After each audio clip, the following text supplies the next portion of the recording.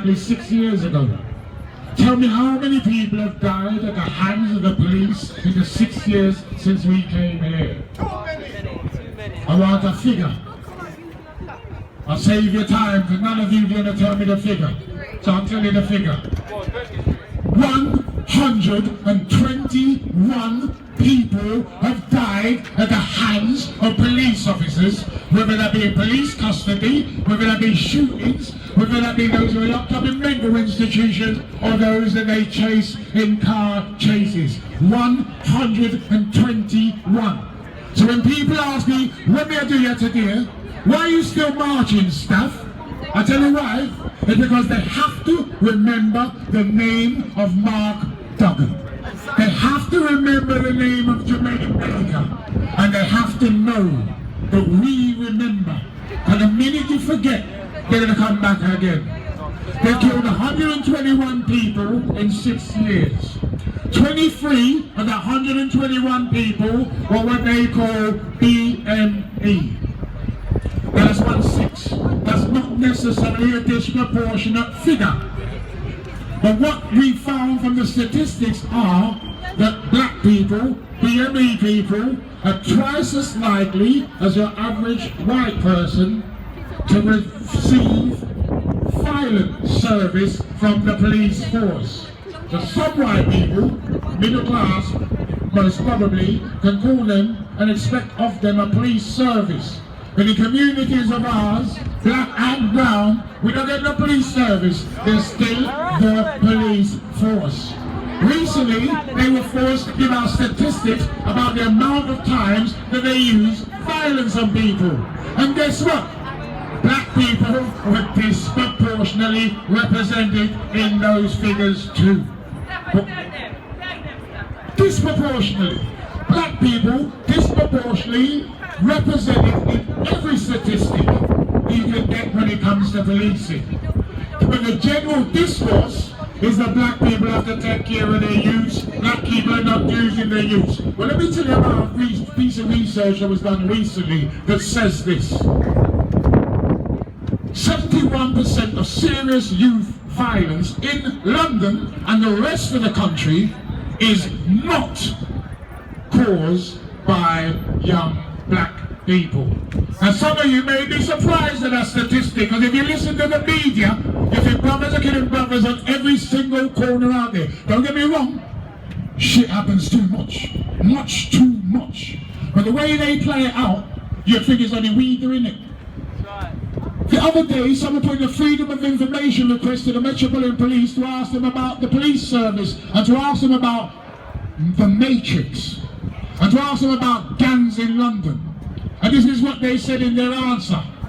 There's 3,800 gangsters in London, and 3,400 of them happen to be young black boys. 3,400 of them. When we ask them how many Chinese gangsters, and we're not picking on no ethnic minority here, but I just happen to know a couple. So we ask them how many Chinese gangsters in London. Guess how much they say? 6. Not 6 gangs, like the triads and such. Let's act like we don't know about that. 6 Chinese gangsters. So how many Turkish gangsters in London? And they think we don't know about Green Lanes, you get me? Right? That's the only place in London where the police had to walk regularly armed with guns when they decided to have a war. So how many Turkish gangsters in London? About 20. I'm not kidding you. I'm not kidding you. So it means that they've created a process where they're only looking at our kids, where they're only targeting our kids. I heard them on the news the other day, they said that more police officers in London were taking a decision not to chase boys on motorcycles when they take off their helmets. Well again, I don't want to break this down to race, folks. But young white kids take more motorbikes than young black kids, alright? And it's the young white kids in Islington who knows the coppers chasing you, take off your helmet. Now I want to understand, how comes they've got this process where they say, right, stop chasing because the young white kid might get hurt. But when it's a black kid, and he puts something in his throat, Instead of holding him and taking him to the station, I heard someone say, give him some laxatives and make you take his course, then strangle him to death. Hold that one process for one and the next process for another. How that go? I know they expect us to keep on accepting this. I went to Hackney last week and I begged the youth, don't burn down your neighbourhood. I went there as a man who come from Tottenham who's got a bit of experience of rioting and burning down neighbourhoods, and I went there to beg them not to do it because we know it doesn't give us justice. It gives us momentary pleasure, but it doesn't give us justice. But if another kid gets killed, because this is 4 black people have been killed in England in the last 6 weeks. You must say 4 in the last 6 weeks. Man get killed in Birmingham, yo. A man get killed in Belmont in Birmingham. They said they tasted that man till his skin started to burn and fry. Skin burn up, they tasted him and they see us gasping. And up until today, they can't tell us what he actually did for them to go there and do that. They treat us as less than animals. Let me say that again. They treat us as less than animals. Exactly. Anybody who saw that video of Rashan, you know that if I was squeezing a dog in the middle of Tottenham High Road, people would have come to me and said, you can't do that. You cannot treat that dog like that. Then I pulled me off of that dog. Then I kicked me off of that dog. But with Rashan, I heard people in the shop saying, yeah, can I get a bag? Can I have my change? Was they squeezing the life out of that young boy? You hear what P's saying?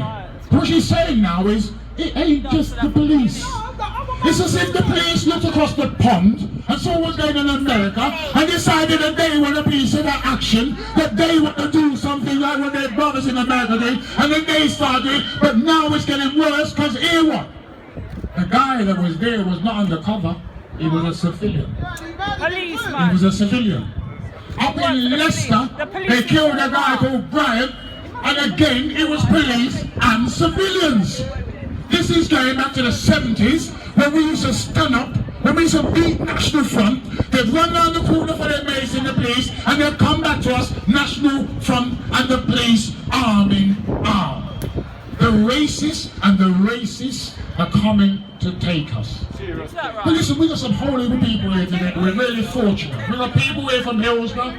We have my brethren, Ishmael, you know, must have seen from Ladbroke Grove. Alright, so we're representing a lot of things here. We can't be here and not think of what happened in Grenfell. Because there they took out many in just one go. Some people say to me, well, how do we make the link between Mark Duggan and Grenfell? How do we make the link between Tottenham and Grenfell? It's easy. How do we make the link between Tottenham and Hillsborough? It's easy. We're not stupid. We know when people are poor and dispossessed, the way that those people in authority treat them. We see how the public sector people can't get peer rise, but the MPs, whether they're good, whether they're left, whether they're right, they must fill up them belly and they're taking the money. We live in a place called Haringey, with a council that used to be proud to be called the left-wing radical council. Now they're more right-wing and more Tory than the Tory. We live in a borough where they can't deal with the issues that they're created, and they want to come up with ethnic and social cleansing. They can't break down the community, so they're trying to move us out. You think the people who lived in Grenfell Tower would have a voice? You think they wasn't the dispossessed? You think they wanted to live there? You think anyone wants to live in a tower where you can see that if there's a fire, it's going to burn down? They told them it was going to burn down, and nobody listened. Austerity kills. Austerity kills the poor. Austerity only kills the poor. Austerity makes the fat cats richer. Austerity kills the poor. And that's what binds us together, people. That's what should keep us together. And this inability to get justice from these bastards. But here I am. My sister from Hillsborough. Because we can't just talk depressing things. We're going to talk about those who did get justice. Yo, she's been here with us many years. Okay?